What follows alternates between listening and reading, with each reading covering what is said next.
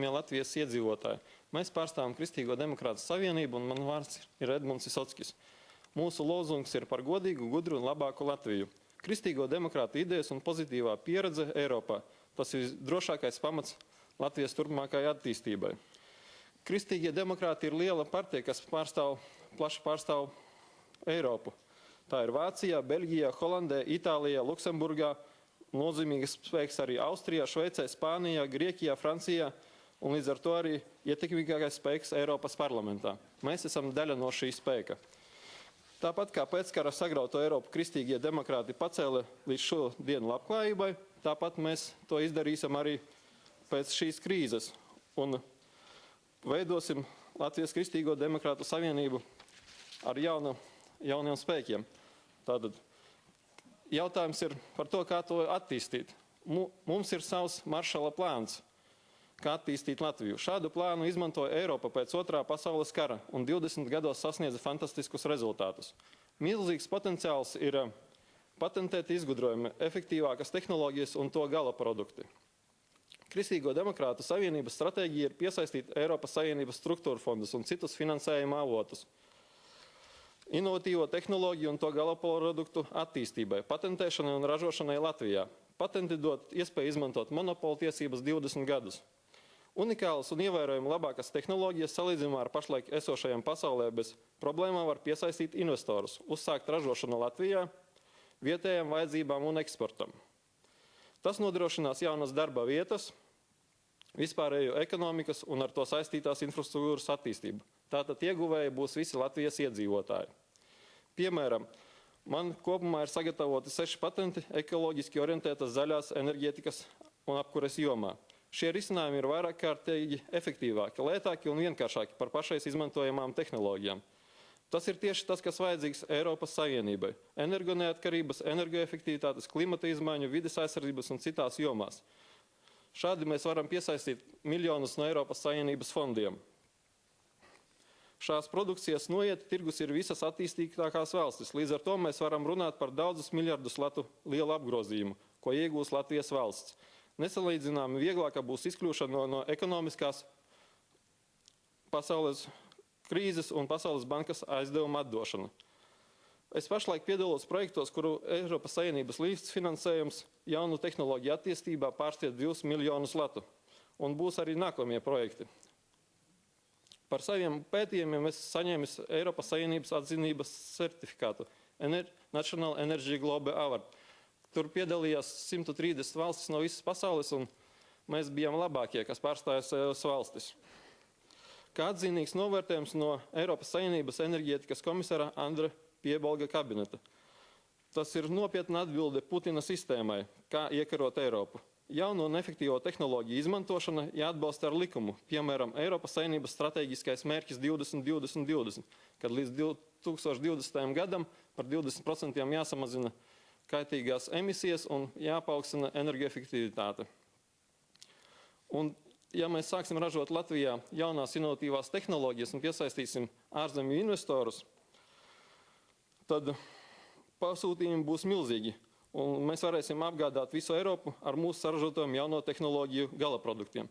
Šeit iet runa ne tikai par enerģētiku, mēs strādāsim visās jomās, kā iepriekšēji runāja arī medicīnā.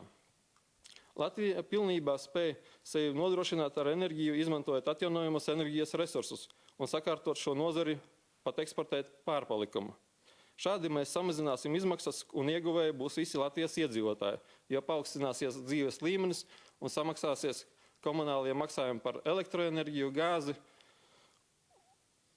silto ūdeni un citiem komunālajiem maksājumiem. Mēs attīstīsim biznesa inkubatorus, kuros palīdzēsim attīstīties simtiem jaunu un esošu Latvijas uzņēmēju, piesaistot Eiropas Savienības struktūra fondu un citu investoru līdzekļus. Mums jau ir noslēgti sadarbības līgumi ar Latvijas uzņēmumiem, ārvalstu sadarbības partneriem un potenciālajiem investoriem. Balsojot par Kristīgo demokrātu sarakstu numur 16 un kandidātu Edmundu Visocki. Paldies! Es pārstāvu ne tikai Kristīgo demokrātu savienību, bet arī radošās savienības. Esmu Mākslinieku savienības dizaina mākslas asociācijas pārstāvs. Tāpat mūsu sarakstā ir dizaineru savienības pārstāvs Juris Alksnis, ir arhitektu savienības pārstāvji, ir arī komponistu savienības pārstāvs Juris Ābols. Kāpēc mēs to runājam? Tāpēc, kā mēs saprotam Latvijas potenciālu, un Latvijas potenciāls ir tieši šajās radošajās savienībās, kas līdz šim netika izmantotas. Mūsu arī plakātā ir parādīts mūsu koncepcija, ka Latvijas attīstību var nodrošināt tikai zinātne un māksla, kas ir vienlaicīgi savienota tautsaimnieciskā darbībā, nevis neveiksmīga privatizācija. Un, kā jūs ziniet, ja nodot uzņēmumu ārzemju uzņēmējiem, kas nesadarbojas ar Latvijas radošajām savienībām, Latvijas zinātni, tad nonāk situācijā, kad mēs varam runāt par krīzi. Krīze nav Latvijas zinātnē, krīze nav Latvijas mākslinieku savienībā, un jāsaka, Latvijas mākslinieku savienība un citas radošās savienības ir ļoti spēcīgas. Šajā laikā mēs esam pietiekoši arī attīstījušies, ir mums arī daudz panākumi. Kā piemēru var minēt nesen Jāņa Poļaka izstādi, kas bija dizaina un dekoratīvās mākslas muzejā. Tā ir koncepta dizaina izstāde. Šādu projektu mums ir daudz.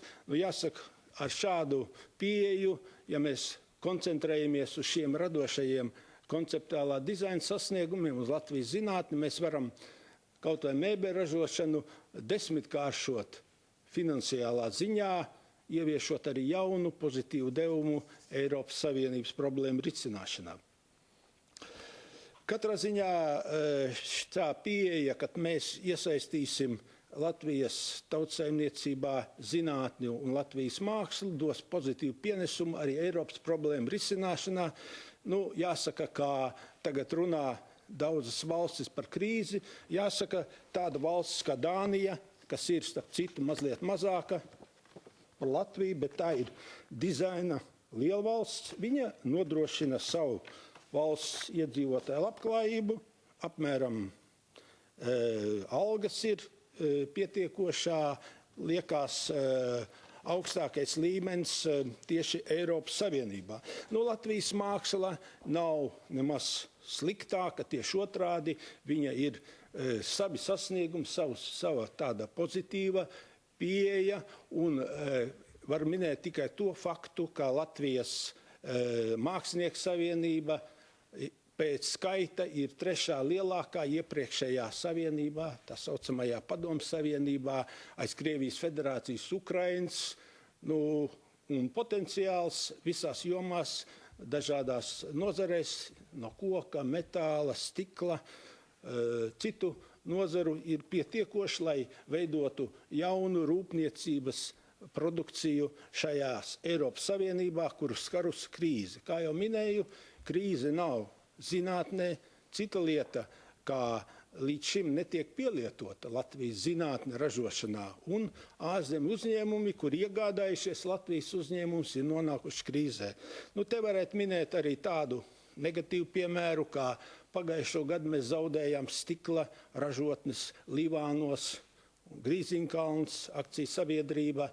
Un jāsaka, tas notika bez Mākslinieku savienības vadošo speciālistu līdzdalības. Mēs to vienkārši nezinājām, un nav struktūra šajā valstī, lai sekotu šiem procesiem, lai ieviestu Latvijas sasniegumus tādā plašākā ražošanā.